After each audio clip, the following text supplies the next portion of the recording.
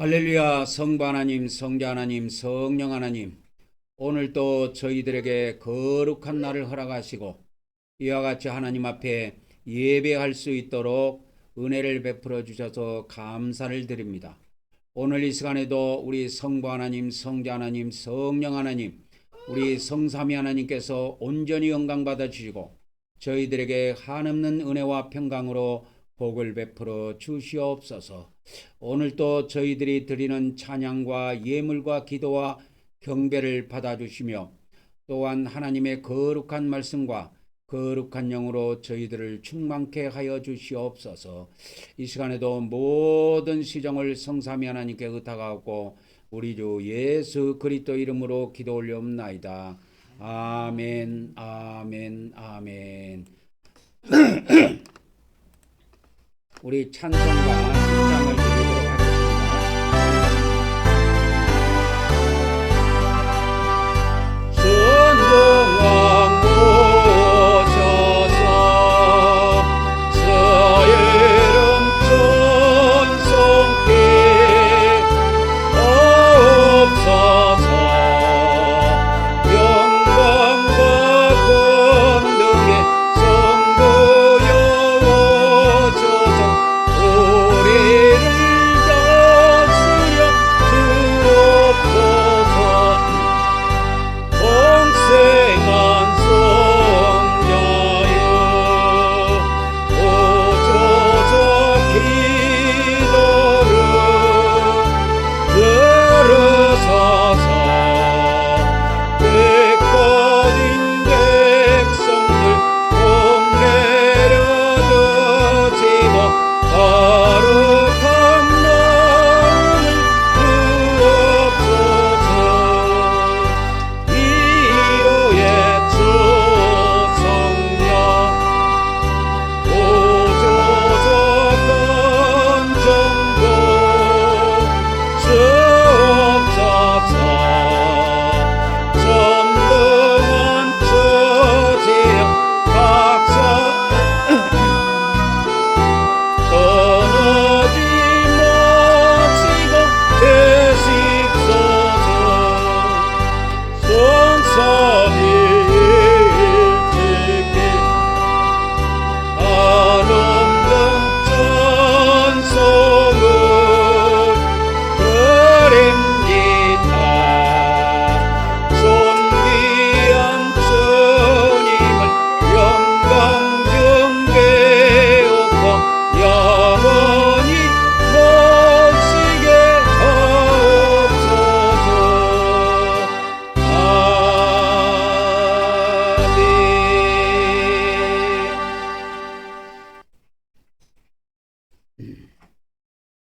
아멘. 이제 우리가 신앙 고백을 드림으로 또 우리가 하나님 앞에 또 계속 나가도록 하겠습니다. 다 같이 고백하도록 하겠습니다. 시작. 하나님의 아드님이신 예수 그리스도께서 우리가 하나님께 나아가는 출입문임을 믿습니다. 오늘도 우리가 하나님의 아드님 예수 그리스도 이름을 의지하여 하나님께 나아가오니 우리 예배를 받아 주시옵소서. 아멘, 아멘, 아멘. 이제 이 하나님께 들어가는 이 문이 네 가지 색깔의 천으로 짜져 있다고 했지요. 첫째는 청색실입니다. 시작. 우리가 예수 그리스도를 믿음으로 하나님의 영원한 생명을 얻음을 믿습니다. 오늘도 하나님께서 영원한 생명으로 우리를 풍성하게 하여 주시옵소서. 아멘, 아멘, 아멘. 둘째는 자색실입니다. 시작. 오늘도 우리가 성령님이 우리 안에서 인도하심을 믿으며 또한 예수님이 이 땅에 오셔서 통치하심도 믿습니다. 오늘도 성령님께서 우리를 인도하여 주시오며 또한 예수님께서 이 땅에 속히 오셔서 천년 동안 통치하시기를 원하옵나이다. 아멘, 아멘, 아멘. 셋째는 홍색실이 되겠습니다. 시작. 우리는 하나님께서 우리 죄를 대신해 아들 예수님을 십자가에서 피 흘리게 하심을 믿습니다. 오늘도 성부 하나님께서 예수 그리스도의 피로 우리의 죄들을 용서하여 주시옵소서. 아멘, 아멘, 아멘. 이제 넷째는 흰색 실입니다. 시작. 우리는 성삼위 하나님께서 거룩하시고 의로운 분이심을 믿습니다. 오늘도 하나님께서 우리가 하나님의 거룩함을 통하여 거룩하게 되기를 원하옵나이다. 아멘, 아멘, 아멘. 이제 우리가 영적 물두멍으로 나가도록 하겠습니다.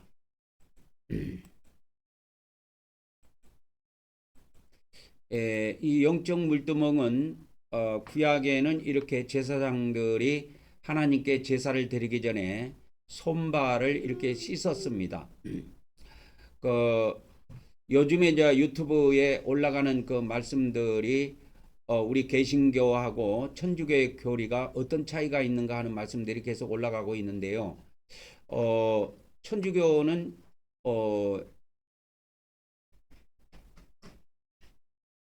그러니까 이 영적 물두멍 이것도 천주교는 실행을 계속적으로 잘 한다고 봅니다. 그들은 고해성사가 있지요. 그래서 우리는 이 사람한테 죄를 고백하는 것이 아니고 우리는 매 주일마다 우리 한국 경배교회는 매 주일마다 우리가 하나님 앞에 직접 우리 죄를 이렇게 죄를 고백하고 용서를 구하는 것입니다. 그래서 디다케문은 제14장에 보면 예수님의 12사도들의 가르침인데요. 거기에도 보면 이렇게 주일마다 모여서 너희의 범법들을 고백하여 너희의 제사가 깨끗하게 되도록 하라 해서 죄를 매 주일마다 고백하도록 예수님의 12제자들이 가르쳤어요. 물론 성찬도 여기에 포함이 됩니다. 그래서 저는 이렇게 초대교회 문헌들을 다 제가 번역도 해보고 영어로도 또 읽어보고 또 중요한 것들은 한글로도 번역을 해서 또 보여주기도 하고 또 베들레헴 성경 프로그램에도 넣어놓고 그렇게 해서 말씀을 전할 때 인용해서 사용하기도 하고 그렇습니다. 그래서 우리 한국 경배교회는 매 주일마다 우리가 죄도 고백하고 성찬도 우리가 계속 하는 거지요. 천주교도 이것을 잘 2000년 동안 잘 실행해 오고 있습니다. 우리는 천주교를 따라가는 것이 아니고 사도들의 가르침, 예수님의 가르침과 또 예수님의 가르침 안에 다 없는 것들은 사도들의 가르침들을 통해서 우리가 그 가르침을 그대로 실행을 하는 것이지요. 그래서 오늘 또 우리가 하나님 앞에 죄를 고백하는 시간을 갖도록 하겠습니다. 이것이 이제 천주교에서는 이렇게 사람이 직접 하나님께 이렇게 고백을 하지 않고 고해성사를 할 때 반드시 신부님한테 가서 하게 돼 있어요. 그래서 고해성사를 행하는 그 고해실이 따로 이렇게 마련되어 있습니다.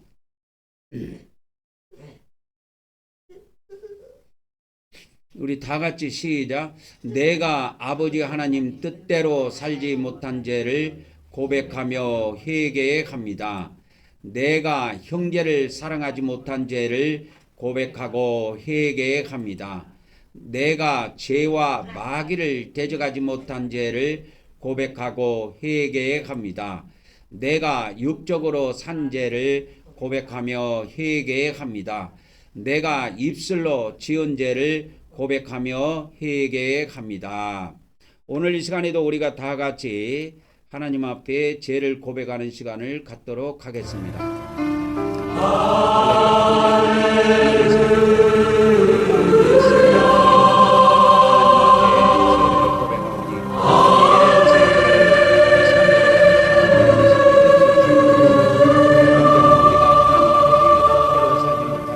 모든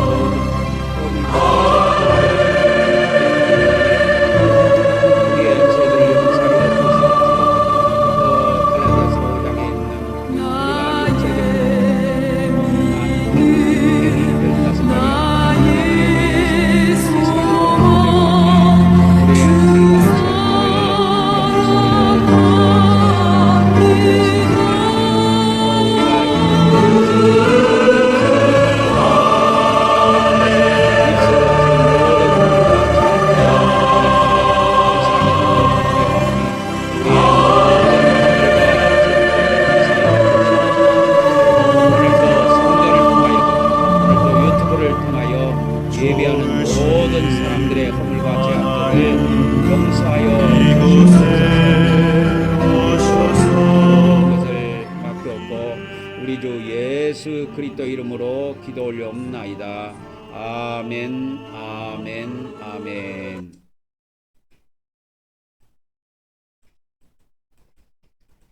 이제 다음 단계로 넘어가도록 하겠습니다. 다음 단계는 영적 번제단이 되겠습니다. 영적 물두멍은 물이 있다면 영적 번제단에는 피가 있습니다. 그래서 피를 뿌리지요. 그래서 다른 데에서는 이걸 안 하는데 이걸 왜 우리 기독교 이 개신교회가 이걸 안 하냐면 요즘에 그 유튜브에도 말씀이 쭉 올라가지만은 안 하는 이유가 결정적으로 칭의론에 있습니다. 그 칭의론이 구원론의 1단계인데요. 그 칭의론이 개신교는 점진적으로 계속 우리가 칭의를 이렇게 거룩함을 계속 입는 그러한 것으로 보지 않고 예수님을 처음 믿을 때 한 번에 의롭다함을 인정받았다 이렇게 해석을 하기 때문에 해석에서 차이가 있기 때문에 개신교에서는 안 해요.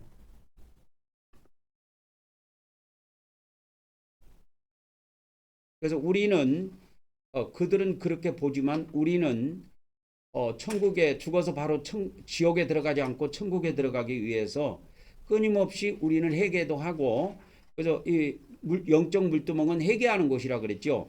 근데 회개한 그 죄를 이제 번제단에서 영적 번제단에서 예수님 피를 뿌려서 완전히 끝장을 내는 겁니다. 그래서 한번 피가 뿌려진 그 죄들은요 하나님이 죄과를 묻지 않습니다. 묻지 않아요. 그것이 하나님이 법이에요. 성경의 법이고.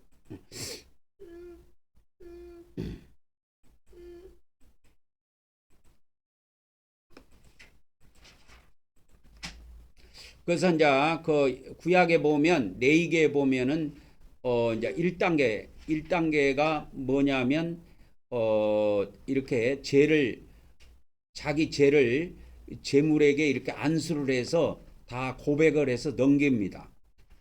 그와 같이 우리도 우리 죄를 우리가 가지고 있으면 안 되고 그거를 예수님, 신약의 제물은 예수님이에요. 하나님의 아들 예수님인데 그 예수님께 우리 죄를 입술의 고백을 통하여 죄를 자주자주 넘겨드려야 됩니다. 그 죄를 지었으면 내가 한심 쓰고 가만히 있으면 죽어요. 죄인은 살기 위해서 발부둥을 쳐야 됩니다. 윤석열 대통령도 계엄을 선포해놓고 보니까 아이고 아차하지요. 그러니까 살기 위해서 거짓말도 하고 발부둥 치는 겁니다. 그 인간은 대통령이 됐든 누구가 됐든 살기 위해서 발부둥 치게 되어 있어요. 그런 것처럼 우리도 하나님 앞에서 큰 죄든 작은 죄든 범합니다. 그런 것들을 우리가 그런 죄 때문에 나중에 죽어서 지옥에 들어가지 않게 해서 우리도 이 땅에서 발부둥 쳐야 돼요. 발부둥 쳐야 살아남습니다. 그것이 뭐냐? 우리가 매주 예배를 통하여 다른 교회에서는 이런 거 안 해요. 우리는 매주 예배를 통하여 우리 죄를 처리합니다. 가장 중요한 거예요. 근데 개신교에서 이런 거 안 하죠. 기독교에서 이런 거 안 합니다. 왜? 그들의 구원론의 1단계가 칭의론인데 이 칭의론이 해석을 잘못해가지고 노마서에 있는 그걸 해석을 잘못해갖고 한 번에 의롭다함을 인정받았다. 하나님이 법적으로 그렇게 선포했다. 그렇게 해석을 하기 때문에 이런 걸 기독교에서는 안 합니다. 천주교에서는 2000년 동안 이걸 갖고 해요. 그래서 그들은 고해성사라는 것이 천주교 법에 명시가 되어 있어요. 그리고 매주 성사라 그래갖고 성찬을 매주 합니다. 그래서 우리는 천주교를 따라서 하는 것은 아니지만 제가 초대교회 문헌들을 다 확인한 결과 매주 죄를 고백하는 것하고 매주 성찬을 하는 것은 일반 기독교에서는 안 하지만 우리 교회에서는 유일하게 그렇게 합니다. 다 같이 시작. 오늘 또 우리가 속죄제물 대신 예수님께 우리 죄를 이전함으로 우리 죄가 옮겨짐을 믿습니다. 오늘 또 하나님께서 하늘에 있는 우리의 행위책에서 우리의 죄들을 제거하여 주시옵소서. 아멘, 아멘, 아멘. 그래 이제 계시록 20장 12절 13절에 보면은 이와 같이 그 행위로 죽은 자들이 행위로 심판을 받습니다. 죽은 사람은 다른 걸로 심판받는 게 아니에요. 하나님이 심판할 때, 너 예수님 믿었어, 안 믿었어? 이런 거 갖고 심판 안 해요. 믿은 사람만 심판하기 때문에 그걸 안 물어요. 봐보세요. 대한민국 사람들이 대한민국 법을 어겨갖고 재판장에 갖고 그 재판을 받을 때 말이요. 당신 대한민국 사람 맞습니까? 이런 거 안 물어봐요. 사람 이름만 물어봐요. 왜? 대한민국 법정에는 대부분 대한민국 사람들이 와갖고 재판을 받기 때문에 그런 거예요. 근데 외국 사람들도 받기도 합니다. 그런 경우는 어떤 경우냐면 우리나라 영토 안에서 죄를 지었을 때 그래갖고 잡히면 우리나라 법으로 처리합니다. 그러니까 우리나라 영토 안에서 일어나는 일이기 때문에 우리나라에서 처리를 하는 거예요. 근데 대부분 우리나라 영토 안에 사는 사람들은 우리나라 사람들이기 때문에 대부분 법정에서 재판을 받는 사람들은 다 뭡니까? 거의 다 대한민국 사람들입니다. 외국 사람들은 거의 없어요. 외국 사람들 같은 경우에 이제 요즘에는 동남아 같은 데서 한국이 잘 사니까 돈 벌러 오는 사람들이 꽤 있다고 하는데 그래서 외국인 근로자가 외국인이 100만 명이 들어와 있대요. 대한민국에. 그러니까 50명 중에 1명은 외국인입니다. 50명 중에 1명은 외국인이에요. 벌써. 대한민국에 100만 명이 들어와 있대요. 그 옛날에는 60년대, 70년대 주로 70년대 그러니까 박정희 대통령 하고 있을 때 그 시절에는 우리나라에서 저 중동으로 돈 벌러 많이 갔어요. 근데 지금은 우리나라가 잘 사니까 동남아 사람들이 우리나라로 돈 벌러 오지요. 그러니까 이렇게 죽은 사람들이 하나님의 심판을 받는데요. 뭐 갖고 심판받느냐? 자기 행위입니다. 행위. 근데 이 행위가 책에 다 기록되어 있어요. 그래서 우리의 행위를 누가 감시하냐면 천사들이 다 기록을 해요. 매일매일 꼬박꼬박 기록합니다. 오늘 또 예배를 누가 빠져먹었는가 안 빠져먹었는가 낱낱하게 다 기록해서 하나님께 그대로 보고합니다. 오늘 헌금을 누가 얼마 했고 누가 11조를 떼묻고 누가 11조를 얼마 냈고 낱낱하게 천사들이 다 기록을 해서 천국에다 보고를 올립니다. 그리고 우리가 지금 회개하는 내용 있죠. 우리가 입술을 통해서 회개하는 이 내용도 천사들이 낱낱이 기록해서 천국에 그대로 보고하고 그것을 책으로 남겨요. 여러분 천국이라니까 천국이 저 꿈속에나 존재하는 세계로 착각하죠. 그거는 자살행입니다. 이 세상에서 책이 있듯이 천국도 실존 세계예요. 지옥이라는 세계, 천국이라는 세계가 실제로 존재한다 이 말이야. 그 세계에도 책이 존재해요. 책이 한두 권 있는 줄 아십니까? 대한민국 책방에만 가면 책이 있는 줄 아십니까? 천국에도요. 하나님의 법에 의해서 움직이는 나라예요. 천국이. 그래서 하나님의 법을 어기는 사람은 예수님을 믿고 올라온 목사도 용납을 안 해요. 용납을 안 합니다. 그래서 다 책대로 기록된 대로 심판을 받기 때문에 목사인 나부터 매 주일날 회개하고 또한 같이 여러분도 회개하도록 저는 인도하는 거예요. 저는요. 제가 목사 되기 전에 4군데 교회에서 신앙생활 해봤어요. 처음에는 부산에서 성결교. 그 다음에 이제 대전에 그때 우리 집사람하고 같이 다 했습니다. 그 대전에 또 이사 와갖고 침례교, 그 장동경 목사 교단인 침례교에 다녀봤고, 그 다음에 나중에는 저쪽에 이제 그 광주로 가갖고 광주에서 장로교에서 신앙생활 해봤고, 나중에 수원으로 이사 와가지고 수원에서 그 장로교에서 신앙생활 하면서 그때 전도사로 잠깐 그렇게 봉사를 했는데요. 그 4군데 다 우리나라 정통 교단인데 장로교, 침례교, 성결교 이제 거기다 감리교만 하나 보면 4대 정통 교단인데 감리교는 내가 신앙생활을 안 해봤고 이 3대 교단에서 다 해봤어요. 어떤 교단에서 제가 신앙생활 하는데 어떤 교단에서 회개하자고 하는 것이 없었어요. 주일날. 그리고 예수님 피 뿌리자고 하는 교회도 없었고 없었어요.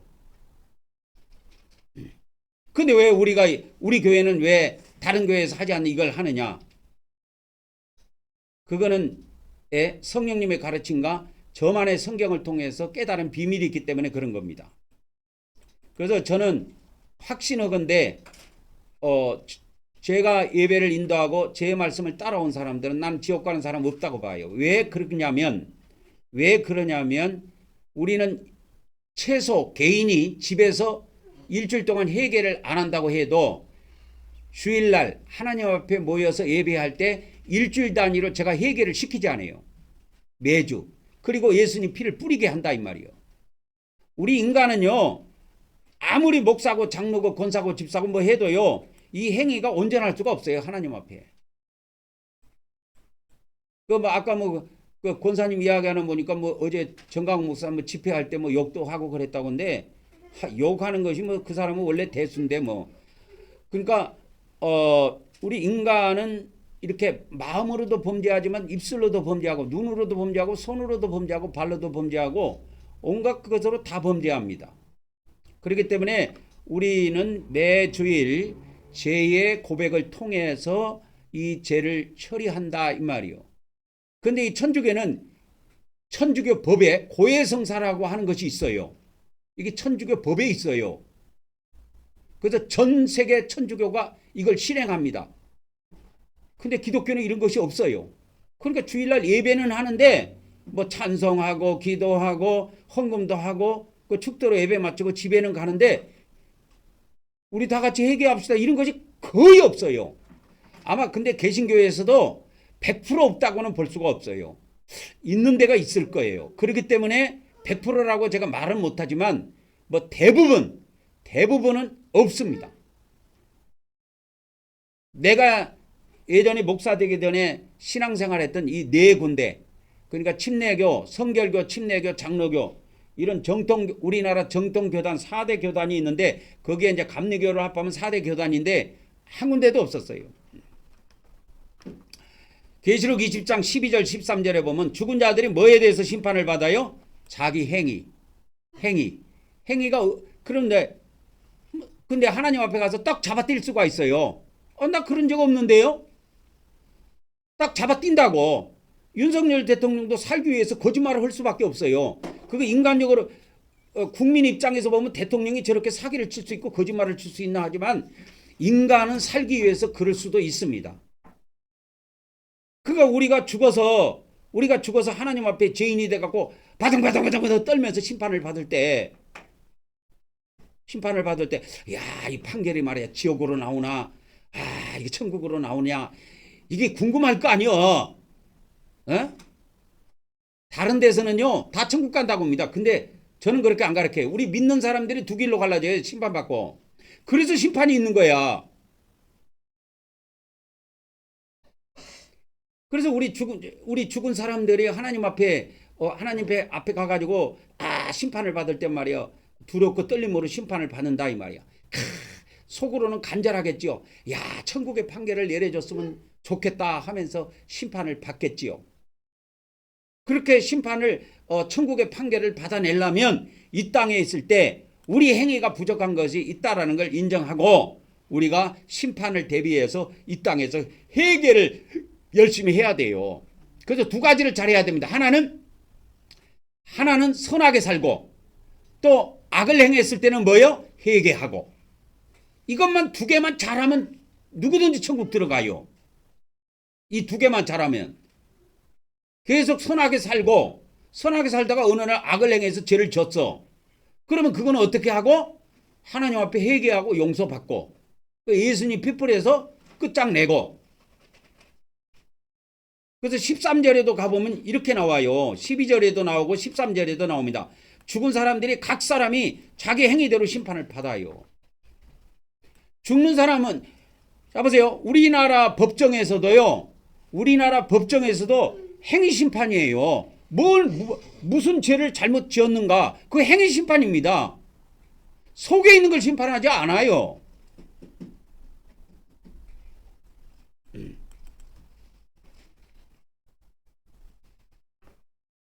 그래서 우리는 이 땅에 있을 때 잘 해야 됩니다. 그렇게 해서 우리가 우리 행위책에서 다른 데서 이런 거 고백 안 해요. 그래서 우리 행위책이 어디 있냐면 하늘에 있어요. 천국에 있어요.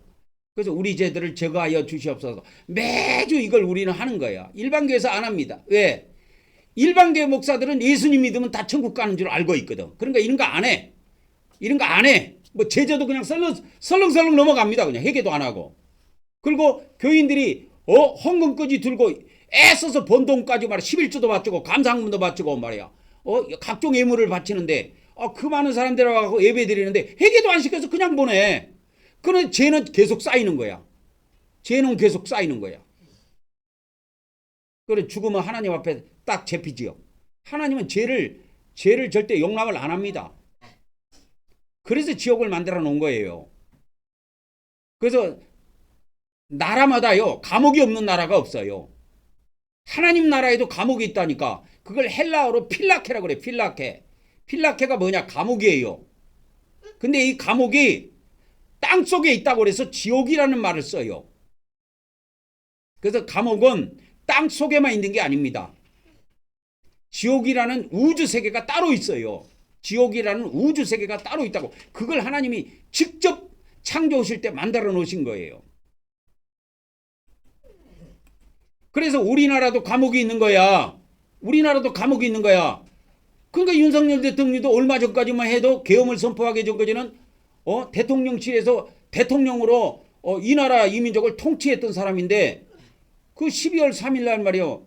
헌법을 어겨가면서까지 불법 계엄을 선포했기 때문에 지금 깜빵에 가 있는 겁니다. 그래서 깜빵 가 있는 거예요. 대한민국 법이라는 것은 그렇게 무서운 겁니다. 이 법이라는 것은요, 하나님의 법이든 대한민국 법이든 법을 어기기 전까지는 상관이 없어요. 법을 어기지 않았을 때는 그냥 막 돌아다녀도 상관이 없어요. 근데 법을 어기면 그때부터 쫄게 됩니다. 사람은. 그리고 법을 어긴 사람들은 도둑놈이 제발 저들인다고 경찰이 나를 잡으러 올 건데 하면서 밤잠을 제대로 못 자요. 도둑놈 이 죄를 지은 사람들은.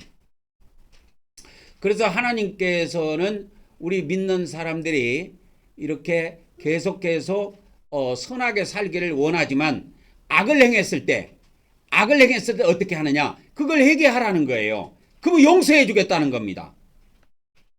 그러니까 이게 간단해요. 하나님의 법이라는 것은 간단합니다. 봐보세요. 이게 하나님 나라의 법인데요. 하나님의 나라의 법을 지키면 이걸 지키면 형벌이 없어요. 형벌이 없습니다. 근데 대한민국 법이든 하나님의 법이든 안 지키면 뭐가 따라오느냐? 안 지키면 형벌이 따라와요. 그러니까 윤석열 대통령도 작년 12월 3일 날 얼마 안 됐잖아요. 12월 3일. 그러니까 이리저리 따지면 한 2달 반 전에 계엄을 선포해가지고 대한민국 법을 어긴 거예요. 어겼기 때문에 지금 깜빵에 가 있다니까요. 안 어겼는데 가 있다? 그건 있을 수가 없습니다. 지금 뭐 정치적으로 보면 두 패로 나눠가지고 맨날 뭐 탄핵을 찬성한다, 한쪽에는 탄핵을 반대한다고 그렇게 집회를 한다고 하는데 그거는 정치 논리인 것이고 이게 법적으로 따지면 그런 거예요. 법을 어겼기 때문에 지금 깜빵에 가 있는 겁니다. 그러면 우리가 그런 것을 통해서 뭘 깨달아야 되냐? 우리가 하나님의 법을 어기면 우리가 깜빵에 가야 돼요. 또 저 세상 가가지고 그거를 대비하기 위해서 우리 교회에서는 매주 죄를 회개하고 예수님 피를 뿌리는 겁니다. 가장 중요한 건 이거예요. 그걸 대비하는 겁니다.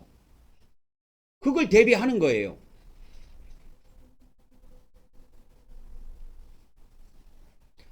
어저께 인터넷 기사가 하나 올라왔는데 이런 게 하나 올라왔더라고요. 아기가 아주 조그만 했는데 그 자기 엄마가 걔를 죽였어. 조그만 애. 그 뭐 11개월이라고 그러던가. 그거 한 1년 정도 된 아기인데 엄마가 죽였어. 왜 죽였냐니까 하이 귀찮게 자꾸 울어갖고 죽였대. 여러분 그게 말이 됩니까? 그게 말이 안 된다고 할지라도 그건 우리나라 법에 대한민국 법에 사람을 죽으면 살인죄로 걸려 들어가요. 그러니까 부모라고 해도 자식을 죽일 수 있는 권한은 없어요. 차라리 우는 것이 귀찮았으면 납치를 말든지. 그러니까 안 난 거에 대해서는 법으로 처벌을 안 합니다. 너는 왜 자식을 안 낳느냐? 그건 법으로 처벌 안 해요.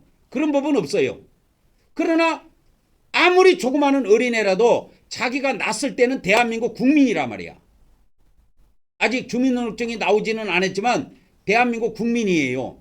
그리고 한 인간이란 말이에요. 그래서 아무리 조그마한 애기라도 자꾸 잠도 못 자게 귀찮게 운다고 그 엄마가 죽여버렸어, 애기를. 그랬을 때 대한민국 법에 의해서 심판을 받습니다. 그런 엄마는 애기 우는 소리가 귀찮았더라면 차라리 애기를 낳지 말았어야 돼. 그러면 인생에 안 망했을 건데 괜히 애기 나가지고 말이야 우는 거 귀찮다고 애를 갖다 죽여가지고 이제 깜빵을 벗어나는 것이 쉽지 않다 이 말이요. 이 법이라는 건 이렇게 무섭습니다. 대통령도 외가 아니에요. 지금 정치적으로 두 패가 나눠져 가지고 반대합니다, 찬성합니다, 반대합니다. 그건 정치적인 논리고 이 법이라고 하는 거는 얕잘없어요. 어기면 잡히면 깜빵입니다. 그거.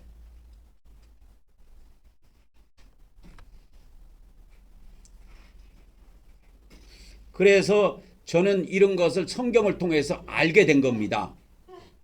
성경을 통해서 이 법의 무서움을 알았어요. 그렇기 때문에 우리 교회에서는 일반 이런 장로교, 일반 기독교 정통교단에서 하지 않는 희한한 예배를 하는 거예요. 우리는. 뭐에 초점이 맞춰져 있는지 아십니까? 형벌이 있어요. 그러면 이 형벌이 어디 가냐? 저 세상에. 지옥의 형벌이요. 끔찍한 거예요, 이게. 끔찍하다 이 말이야. 그래서 그것을 막기 위해서 나중 일이지만 우리 교인들 한 사람도 지옥에 들어가는 것을 막기 위해서 저는 이 예배를 만든 겁니다. 일반 이런 기독교 목사들은 이런 거 관심 없어요. 지옥에 그건 나중에 지옥에 들어가든 말든 그건 나중 일인데 이렇게 별로 신경 안 씁니다. 근데 저는 엄청나게 신경 써요. 왜? 목사의 사명은 여기에 있다고 보거든. 목사는 뭐예요? 교인들을 지옥에 안 보내는 사명이에요. 보내는 목사는 그거 미련한 목사야, 그거. 미련한 목사라니까. 그래서 우리는 매주 이걸 한다 이 말이에요. 봐보세요. 그러고 구약에는 자기가 죄를 지으면 하나님 앞에 이렇게 제물을 끌고 옵니다. 그러면 죄를 내가 졌으니까 내가 죽어야 되는데 이렇게 죄인이 제물을 끌고 와요. 하나님 앞에. 그래가지고 자기 죄를 그 제물한테 안수해가지고 다 하나님 앞에 고백한 다음에 이 모가지를 따서 죽입니다. 그때 옆에 제사장은 뭐 하느냐? 핏그릇이 있어요. 핏그릇을 갖고 있다가 그 제사장은 그 죄인이 모가지 딸 때 이 목에서 피가 철철철철철 나오는데 그걸 핏그릇에다 받아요. 핏그릇에 받습니다. 그래서 구약에는 어린 양이라든지 소라든지 양이라든지 염소 이런 것을 잡아서 죄를 처리했지만 신약에는 자기 아들을 직접 보내서 인간의 죄를 처리했단 말이에요. 하나님께서. 그래서 예수님이 십자가에 인간의 죄를 위해서 대신 돌아가신 것입니다. 자, 우리가 2단계입니다. 시작. 우리는 예수님께서 우리 대신 우리 죄를 위해 십자가에서 피 흘리시고 죽으심을 믿습니다.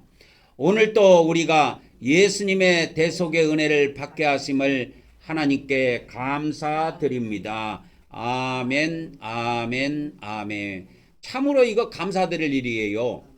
진짜 감사드릴 일입니다. 그냥 감사합니다가 아니고 이 원래 죄인이 죄 때문에 죽어서 지옥 들어가야 돼요. 자 보세요. 지금 윤석열 대통령이 죄를 져가지고 저 깜빵에 가 있는데 우리나라 헌법에 말이야. 우리나라 법에 대신 성경의 법처럼 대신 누가 저 죄값을 갚아주는 만일의 법이 대한민국 법에 있다 하면 대신 아마 죄를 갚아줄 사람들이 많이 있을 거야. 이거 대통령님 나오십시오. 내가 대신 깜빵 살겠습니다. 이게 성경의 법이라니까. 그걸 대속이라고 그래. 대속. 대신 갚는 거야. 그러니까 원래 내가 죽어야 되는데 죄 때문에 내가 깜빵 생활해야 되는데 예수님이 내 죄값 때문에 대신 갚았다 그 말이요. 그래서 이것이 감사할 일입니다. 실제로 그냥 우리가 그냥 입으로 그냥 감사하는 게 아니라 진심으로 이게 깨달아지면 감사하게 되는 거예요. 그래서 우리는 일반 교회에서 뭐 기독교 개신교회에서 하지 않는 아주 독특한 예배를 드립니다. 그래서 이런 거를 유튜브에 계속 올려놔요.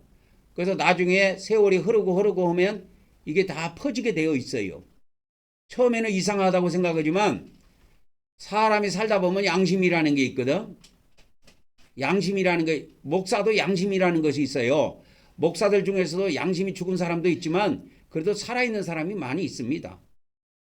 그러니까 사람의 양심이라는 게 있기 때문에 가만히 자기 교회 예배하고 우리 예배하고 비교를 해본다고. 나중에 저 교회에서는 지옥을 안 가려고 매주 저렇게 교인들을 해결시키고 예수님 피까지 뿌려갖고 죄를 없애는데 우리 교회는 이거 하나도 안 한단 말이야. 그러면 같은 목사라서 가만히 생각해 볼 거 아니야.